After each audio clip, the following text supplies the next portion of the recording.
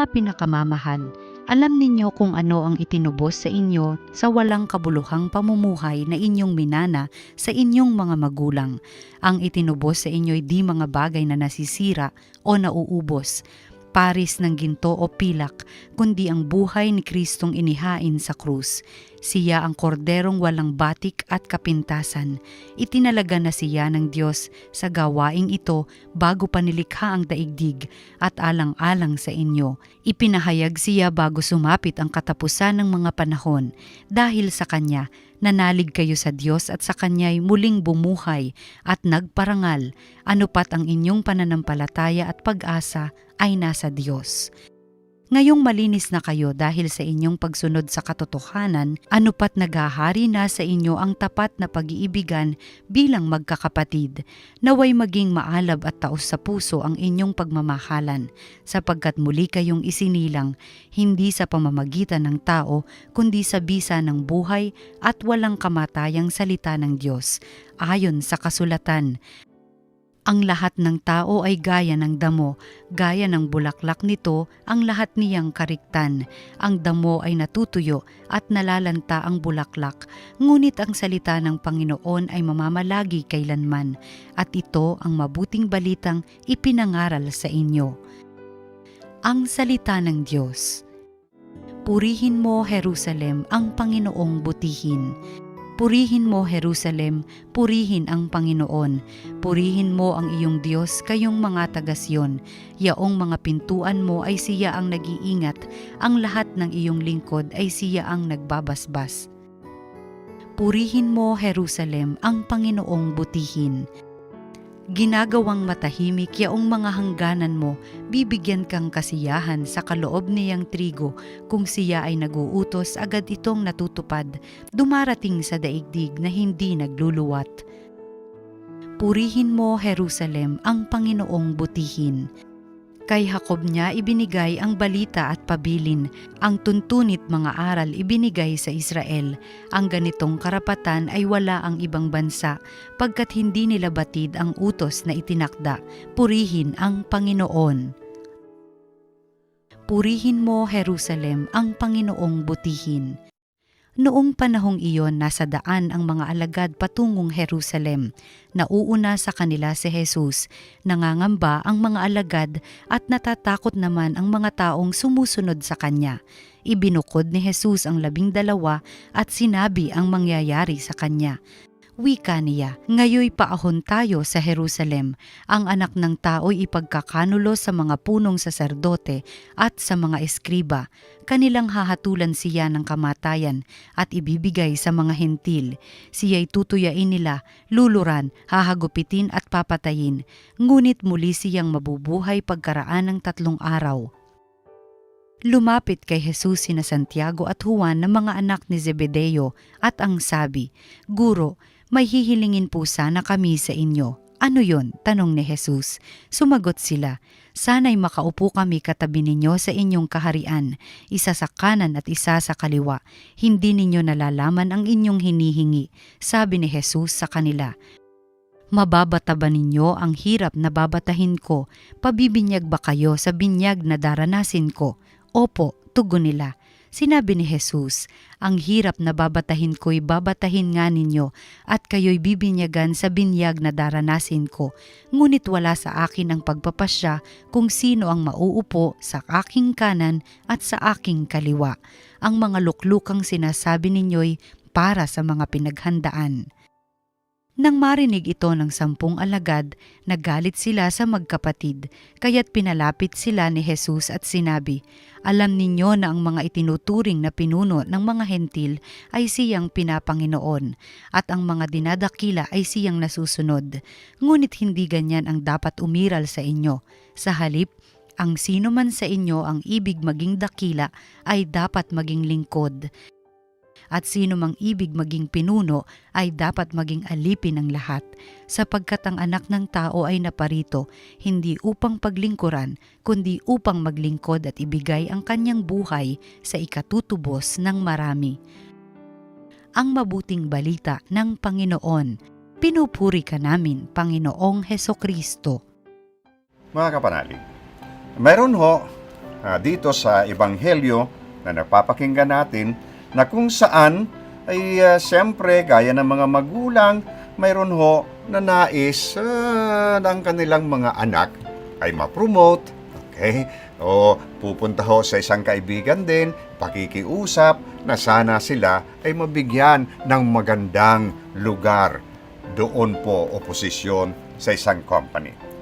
So mayroon din po na lumapit kay Jesus, sina Jaime at Juan na mga anak ni Zebedeo at sinabi sa kanya, Guro, gusto po sana naming gawin mo ang hihingi namin sa iyo. At sinabi ni Jesus, ano ang gusto niyong gawin? Sumagot, ipagkaloob mo sa amin ang iyong kaluwalhatian na maupo ang isa sa amin sa kanan mo at ang isa naman sa kaliwa. Imagine, noon sa isang sa mga synoptic gospels, yung nanay po, ito lantaran ho, humingi sa ating Panginoon, no? Sabi niya, sana nga isa sa amin ay nasa kanan mo at isa naman ay nasa kaliwa. Sinabi ni Jesus, talagang hindi niyo alam kung ano ang hinihingi niyo. No? Maiinom niyo ba ang kupang iinumin ko at mabibinyagan sa binyag na ibibinyag sa akin? Itong dalawa na mga anak ni Zebedeo, si Jaime at saka si Juan, sabi niya, opo, kaya namin. Handa kami. No? So, maiinom ba ang kupang iinumin ko? Okay. In the end ho, itong dalawa ay hindi naman talaga ho nagdoon sa kaliwa at sa kanan. Sabi ng Panginoon, mayroon na ho yan. Mayroon nang uupo dyan sa kanan ko at sa kaliwa. At ano po ito? Iyong mga sumunod sa kanyang utos at naisabuhay ang utos ng Diyos ni Jesus sa pag-ibig pagmamahal. Pero ito nga naman, si Santiago at si Juan ay sinikap nila, kaya naging santo rin ho. Pero maganda ho na ang hinihingi pala ng Panginoon ay to be a servant. Kaya mayroon tinatawag na servant leadership, hindi ho ba? Sige, mataas nga naman ang posisyon mo. Ikaw ang HR, ikaw yung vice president, oh? Ikaw ay administrator, no? Sabi dito, being a leader is really service. To be a servant.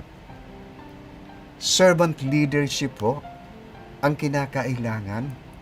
Parang ito ay nagpapatunay na ikaw is truly an authentic leader according to Jesus' way of service. Iyan po mga kapanalig. Ang leader pala sa pananaw ng Panginoon ay a servant. Okay? Hindi po yung leader na, oy, utos ka ng utos. Ikaw naman ay nakatayo lamang. No? Ang leader ho, ay siya pang nauuna. O, matatandaan ho nyo, hindi ba sa Last Supper? O, anong ginawa ng Panginoon bilang an example? Ako leader nyo, uhugasan ko ang inyong mga paa. Hinugasan niyo yung mga paa na ginagawa po yon ng mga alipin lamang. Hindi po iyong kaibigan, hindi po iyong misis, kung hindi iyong alipin, iyong servant na humuhugas sa paa ng kanyang pinuno dahil sa panahong yun ay puro nakasanda lamang yan at wala pa ho noon na simento, ay wala pa ho na magagandang daan. Kaya nga ho, kapag sila'y naglalakad, puro alikabok ho yan ang mga paa noon.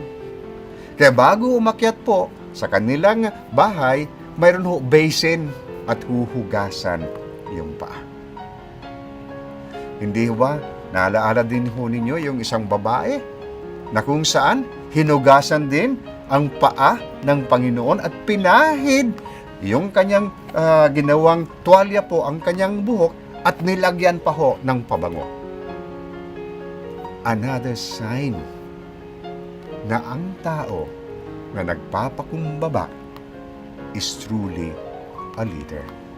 Hindi po mayabang. Always ready to serve. Kung nais mo na iyong mga kasama ay maging lingkod, maging servant din, be of service, be the first one to serve. Diyan ho nakikita ang tunay na leader. Be a servant leader. Kaya nga ho, ang panalangin, turuan mo ako, Panginoon, na maging abang lingkod mo.